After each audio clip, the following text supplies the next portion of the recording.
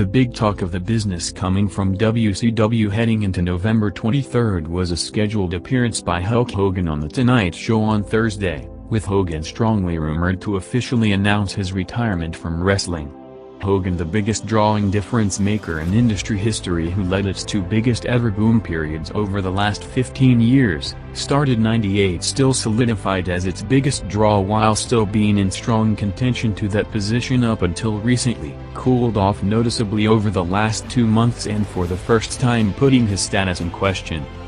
With Hogan out of the picture, Nash, who won last night's pay-per-view 60-man battle royal to officially set up the Starrcade main event against Goldberg, is set to take over his backstage position of power in heading and influencing the creative department with his status in the company now stronger than ever.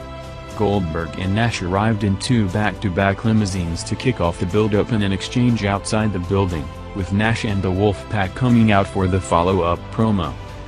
Luger, who was eliminated last by Nash along with Scott Hall, introduced Nash as the next world champion, with Nash saying that they tried everything to keep the Wolfpack down, but now whatever they like it or not, he's next for Goldberg and is gonna be the first one behind his 190 victories, to a mixed reaction from the crowd, with more split reactions expected on the way to the match with the top two babyfaces in the company against each other.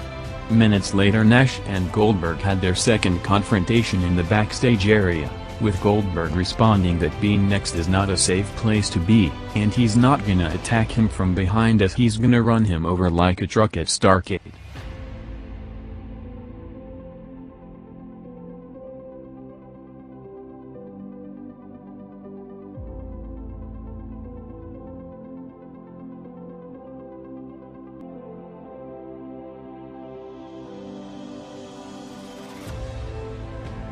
WCW crossed over the top of the hour with the end of a Duncan vs. Glacier match, with Giant coming out for a promo moments later calling out Goldberg. Giant cut a promo on Nash after teaming up with the rest to eliminate him last night, while challenging Goldberg for the belt, saying that he's gonna beat him and face Nash at Starrcade, as the opening quarter, which also featured a Perry Saturn vs. Silver King match, started with a 4.1 rating.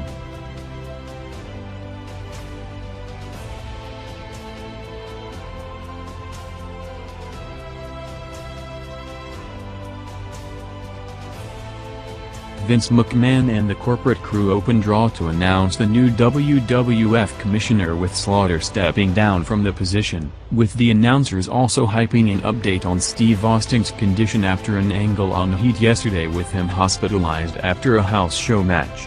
Vince said that he had nothing to do with Taker hitting Austin with the shovel last week before introducing new commissioner Shawn Michaels to a big reaction.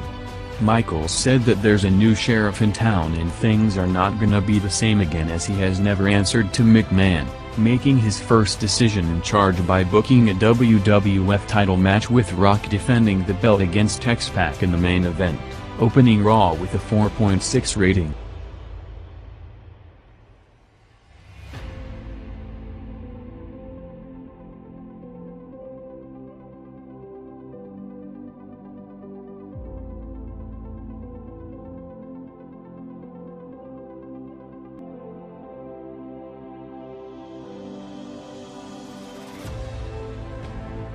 Both shows picked up viewers in the second quarter, with the gap closing slightly to a 4.3 to 4.7 rating gap, with WCW having a cruiserweight title match with Rey Mysterio vs. Billy Kidman going 10 minutes, ending with new LWO member Juventud interfering to cost Rey the match, while Raw had two matches in the quarter, with the HeadBangers against the Oddities and Steve Blackman vs. Blue Blazer, with Owen Hart interfering for the finish, along with the footage of Austin's post-match collapse happening during the Heat broadcast yesterday.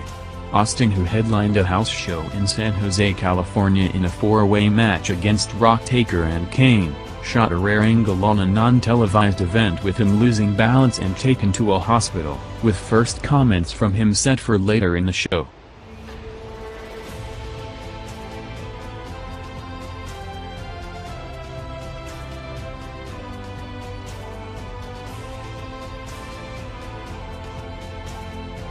WCW's peak quarter of the night was next, with Eric Bischoff calling out Ric Flair to the ring. Eric said that it's time for him and Rick to settle their issue for the better of the company, telling Flair that he will have to accept the fact that he runs WCW, as Flair responded that even Ted Turner makes mistakes and Eric was one of them. Bischoff then referred to Flair saying last week that he's gonna hire Barry Windham back to the company, bringing him out to the ring and telling Rick that he can predict the future and he sees Windham knocking him out, with Flair telling Bischoff that tradition is alive in the business and Windham was a horseman and can be again if he wants, ending up with Eric slapping Flair and Windham turning heel to lay him out, with the segment jumping over 400,000 viewers to a show-high 4.6 rating to bring WCW to the closest margin on the night from Raw.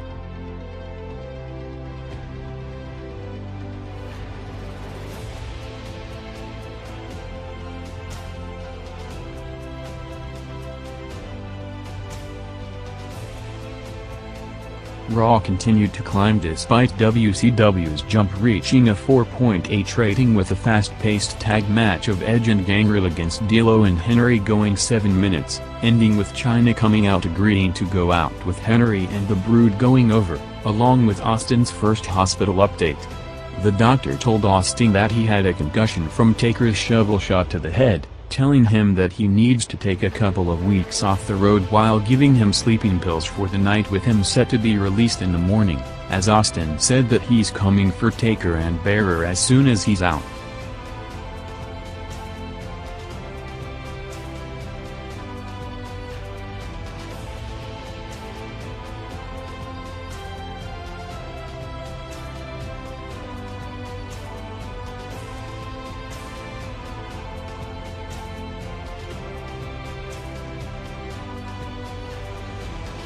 Raw had the first on-screen interaction of Shawn Michaels and a new group of DX followed by a Goldust vs Mero match and a second update from Austin. JR asked Austin about the scheduled Buried Alive match against Taker, with Austin heating up telling him that Taker is not gonna make it to the pay-per-view after costing him the title and hitting him with a shovel, as at the same time a hearse pulled up outside the San Jose hospital to start a unique angle over the next hour.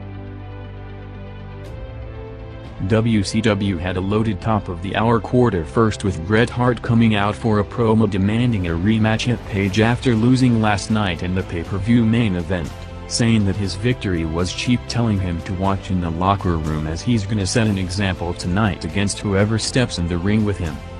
Moments later WCW had one of the most talked about matches of the week with Nash going against Wrath.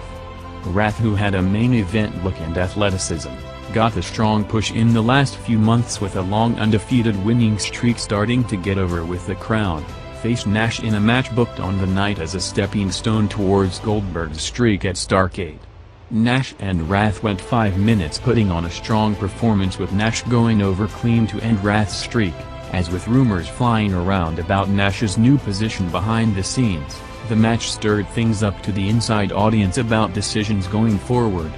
While it was still unclear if the Hogan news are a work or shoot, with talk ranging from Hogan leaving due to Bischoff signing with Nash, to Hogan working an angle to freshen up his character, all the way to a potential WWF return with Vince McMahon adding fuel to the rumors by for the first time in years giving Hogan credit publicly instead of the usual in-character shots, saying that there will always be a bond between Hogan and McMahon due to everything they achieved together.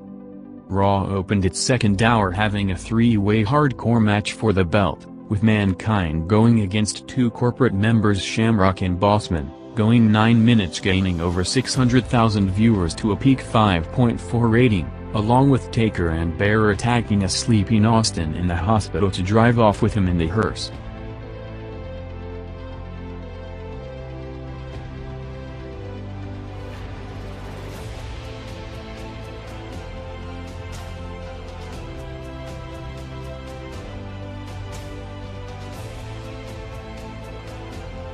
For the first time in over 2 years since his Razor Ramon days in early '96, Scott Hall had no association with any group after attacking Bischoff last week and taken out of NWO Hollywood last night to tease the reunion of the Outsiders to a huge crowd reaction. Hall told production to cut off the NWO entrance music as he's not a part of it anymore, saying that tonight is the final survey, as he's the one who started the NWO and from now on he's alone again, which is the way he wants it. At the same time on Raw, a surprise title change was happening, with Duane Gill winning the light heavyweight title from Christian after the Job Squad's interference, and Undertaker and Pallbearer parking inside a cemetery about to bury Austin alive, with Taker then changing his mind during it, saying that he has a better idea and driving off with Austin in the back.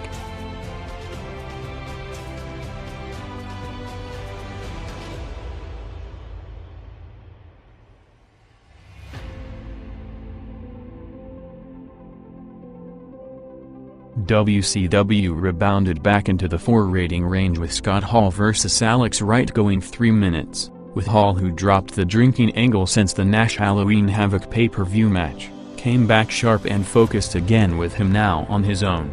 With rumors going around including leaked documents with specific dates on several key members of the WCW roster having just a few months left on their contract. 2 of the biggest on the list in Scott and Rick Steiner renewed their contracts with significant pay rise on the new deals, with other names yet to sign include Giant Eddie and Jericho, all expiring between February to December '99.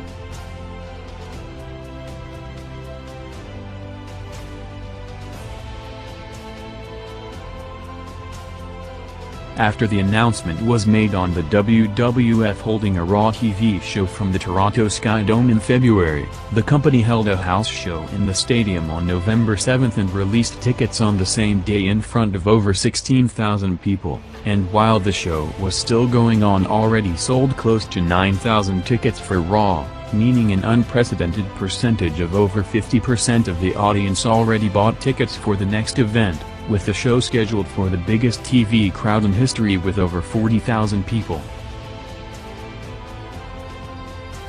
WCW closed the gap in the final quarter, having the first Bret Hart vs Steen Malenco match going 16 minutes, jumping over 400,000 viewers to a 4.3 rating.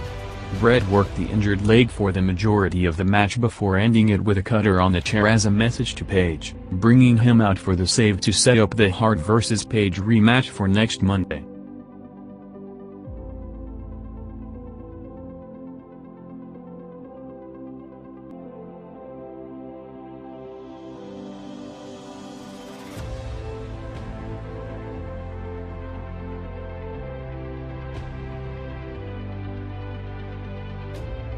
Undertaker and Pallbearer arrived in a funeral home at 10:45, with Taker carrying an unconscious Austin inside the house, saying that Austin crossed the line by trying to disturb the ministry, as Bearer was preparing Austin for Taker to embalm him alive.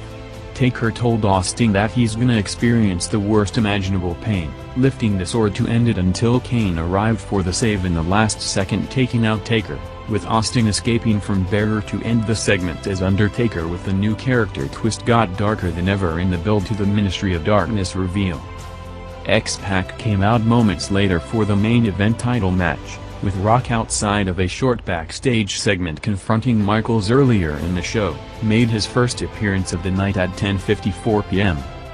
Michaels ordered any DXN Corporation member to go to the back while he stayed at ringside, with the match starting 3 minutes from the top of the hour.